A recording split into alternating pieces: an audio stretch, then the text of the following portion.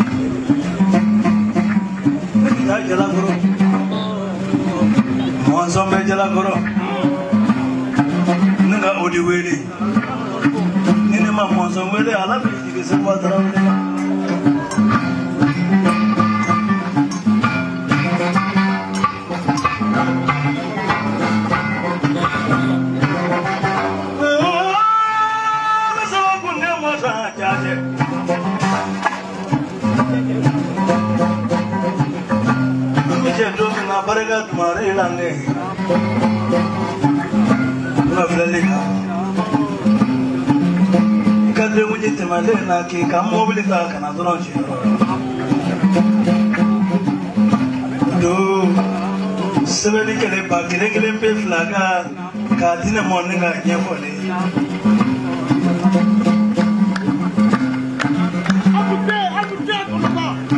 ni yake ni manno e kana fole anga to ani nyo jeti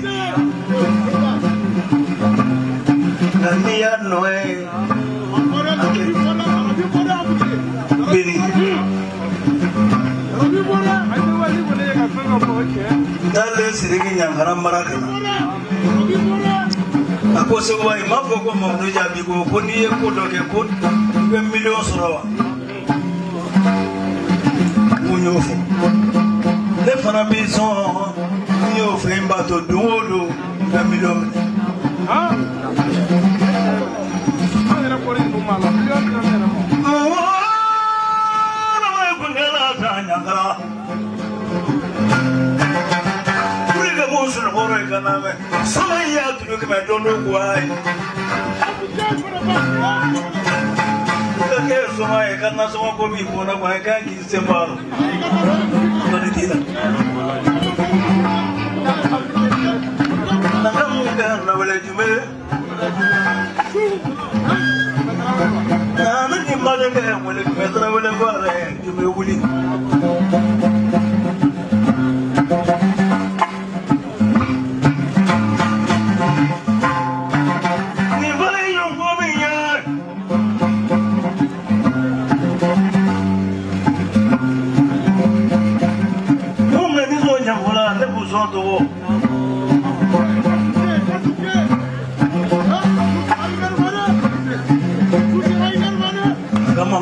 Mamadu balu diale tabarani mamadu lega mamadu wele kayo kaya mamadu lega mamadu wele tani tiki mamadu lega mamadu wele mita mare para chaje mafe ka kumanya Nafaka tuku dengane nangula wa mafaka na dinga nuto. Nanga maro ka yoro udo. Seriba be kalaba seriba wele. Moro jalo be doila. Flaude. Nde bani go pege nyo ka sibirite male. Ni bororo kala alaji. Tenga manjade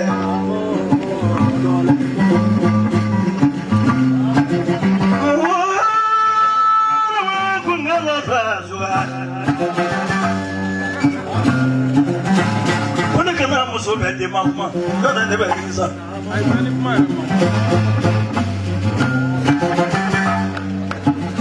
Ni urugere kungala inya boju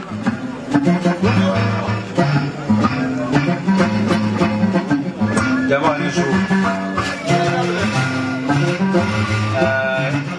ambeke ka we kalamo solo wa kene doso ne ambeka kene kalamo solo ne madre ka yenta do wallahi ko television ne do madre ka doso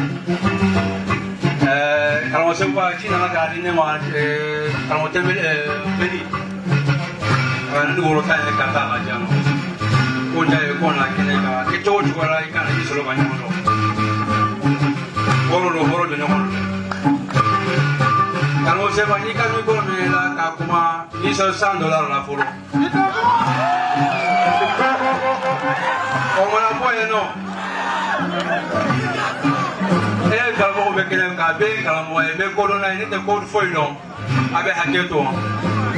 Ini nak kasih laka haketo. Akan terasi waka singsibu. Kalau mau kamu dah suruh anu tadi sisi anu mulik sisi. Kalau semua Beka lagi, beka fertige Bebol guru di bema, bukan niake Hal jangan yang mereka bina ibu Ani maseru tak ke wari Tidak subuh ebe siju lado ta alinani siju lado ta alinani ebe kemsen ni jamani ki masle ka musoko ke abe demoro latige ebe musomani ni na mo tika chego ke abe demoro latige siju lado ebe dasi kemenini iba diga kuma ibe daga mo daga di kasikaka ibe siju ladon ke daga inkolo iba kotleta alinani niya mina mo ke daga ko wakati mina ibe tori bla ko tori niya tori ke daga mo nitala nitle wala la ta fara ibe soka adabo ka ko iba ko dan tori e pala ayah lamere orang tanya dia kaya apa yang ibu nak kaya coba ni ni kan tori jeep kita sini bapa ufe ni kan tori belakang tak ni tori tak ni mah ye feu ni kan jangan kau kalau sampai ke kau tinggi meni tori tak kata kasih kerana bau kie letan tu dia kau pergi Kami berkata bahwa awak jasa ni, awak jasa awak tu. Kalau sebab foreign be, kisah kita dengan profesor ni, mesti kita kata kalau soal tu lah, awak jasa awak tu. Ada juga kalau berkata kan, ini jangan cuba. Kau tu orang mungkin. Nasib kalau jawab sana saja.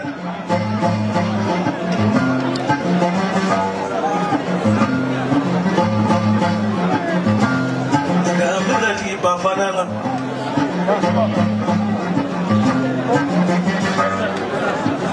bakana kuna mahondon akaso wasi masalado baroka noy nabi toka wuli shufa kata si masalado ninga ka go minga kalo na bofone Segiroka, amse bolanya. Akana uli, itu apa lagi? Kalau dia je bani, muka bani kono nama sewa. Udah.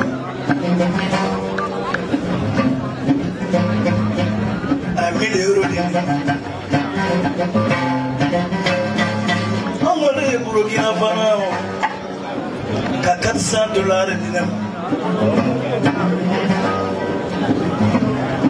omo wele gamulo do ne wele Burkina itunda Burkina ka jume wele jume tunda Burkina ude o me jansai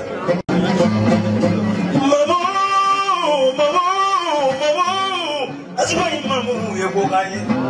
Nami di kurang ondo kurang di. Nanti kaya betul male. Mamu.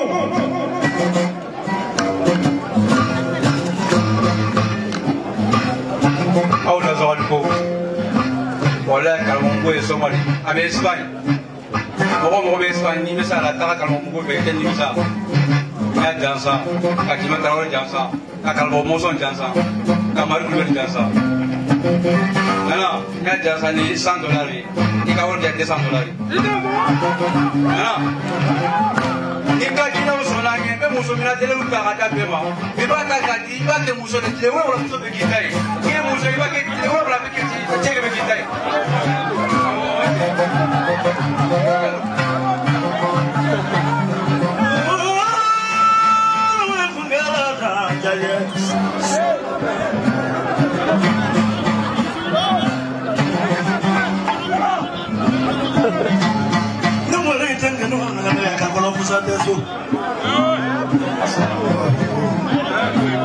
Kita akan disebut dengan itu bila kan jadi itu kini lagan jadi itu kini lagan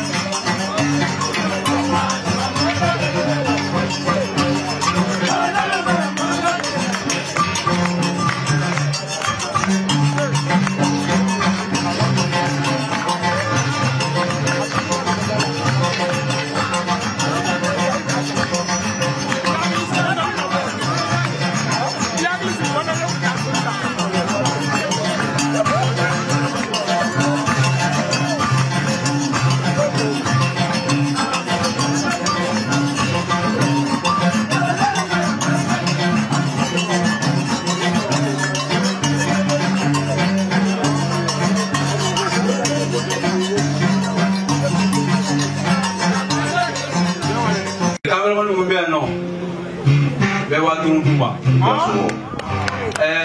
Karamo solo. Bɛɛ b'a duuru d'a ma. I dan sogo. A ka k'i se sɔngɔ ye. A ka dɛmɛ ni dɔw ye. Ne ko.